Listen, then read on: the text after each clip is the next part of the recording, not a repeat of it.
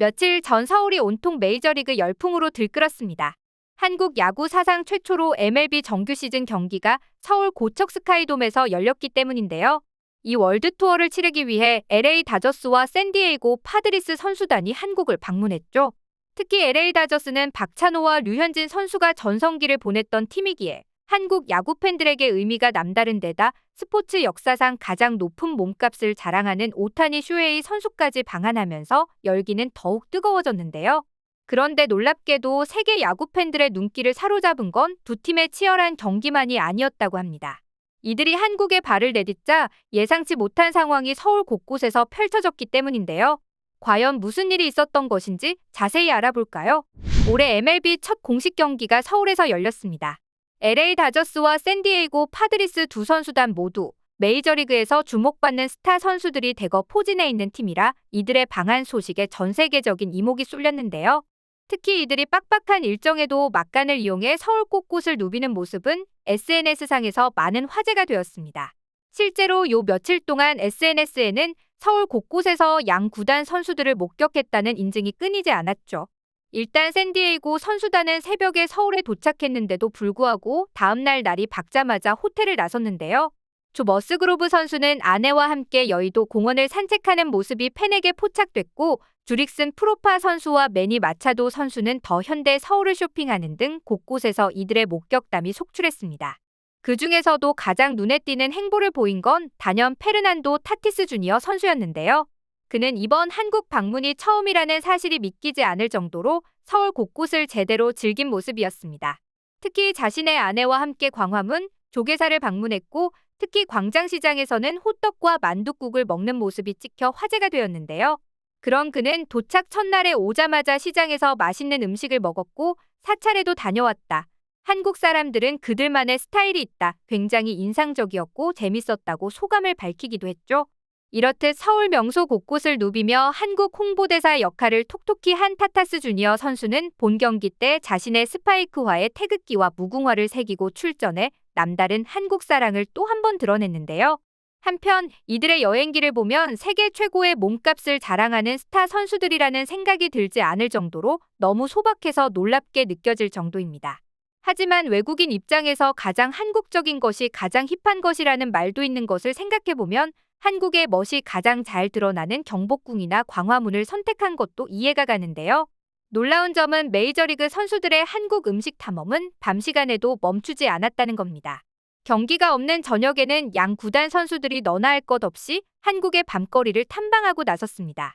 LA 다저스의 공식 SNS에는 선수들이 지하철을 타고 명동으로 가 길거리 음식을 즐기는 모습을 담은 영상이 공개됐는데요. 명동거리에 도착한 뒤에는 여느 한국 사람들처럼 회오리 감자, 닭꼬치, 계란빵 등 한국을 대표하는 길거리 음식들을 하나씩 먹어보고 연신 맛있다는 감탄사도 잊지 않았습니다. 이런 그들을 두고 한국에 야구를 하러 온 건지 먹방을 찍으러 온 건지 구분되지 않는다는 우스갯소리까지 돌 정도였는데요. 심지어 최근 한국에서 유행하고 있는 탕후루까지 야무지게 맛보며 한국 길거리 간식을 제대로 즐긴 모습이었죠. 특히 선수단의 사진에서 눈에 띈 건 서울을 여행하면서 찐 행복한 표정을 숨기지 못한 아내들이었는데요. 12시간의 짧지 않은 비행시간이 소요되는 데다 일주일 남짓 머물러야 하는 일정이 결코 쉽지 않았을 텐데 선뜻 따라 나선 아내들은 남편들이 훈련에 매진하고 있는 동안 서울 곳곳을 누비며 미디어로만 접해왔던 서울을 만끽했습니다.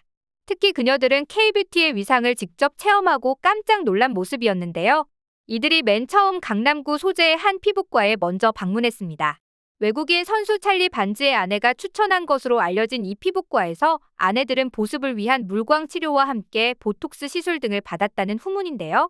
1인당 약 100만 원가량의 피부 관리를 받은 것으로 알려졌는데 이 특별한 경험이 너무 만족스러웠는지 아웃렛 아내 다샤는 한국의 스킨케어는 최고다라는 코멘트를 직접 SNS에 남길 정도였죠. 이후 뽀송한 피부를 유지하기 위해 이들은 곧바로 올리브영 매장을 찾아 단체로 화장품 쇼핑을 즐겼는데요. 아내들은 각자 초록색 쇼핑백에 원하는 화장품을 잔뜩 채워서 매장 앞에서 기념 사진을 남기기도 했습니다. 사진만 보면 올리브영 측에서 홍보 차원에서 이들을 초청한 것이 아닌가 하는 생각마저 들지만 놀랍게도 그런 게 전혀 아니라는데요. 자발적 한국 필수 여행 코스를 즐긴 이들에게 올리브영 측은 사전에 방문 내용을 전혀 알지 못했다며 얼떨떨한 기분을 전하기도 했습니다. K뷰티의 인기가 전 세계로 확산되면서 올리브영이 외국인 관광객들의 필수 관광 코스로 확실하게 자리 잡았다는 사실을 체감할 수 있는 부분이었는데요. 실제로 관광 필수 코스로 자리 잡은 올리브영은 최근 동남아와 영미권, 일본인까지 매장을 찾으면서 매출이 급상승했다고 하죠. 여기서 끝이 아니었습니다. 이후엔 여의도 IFC몰 내에 있는 한 식당에 방문해 한우 꽃등심과 양념갈비를 맛있게 먹었는데요.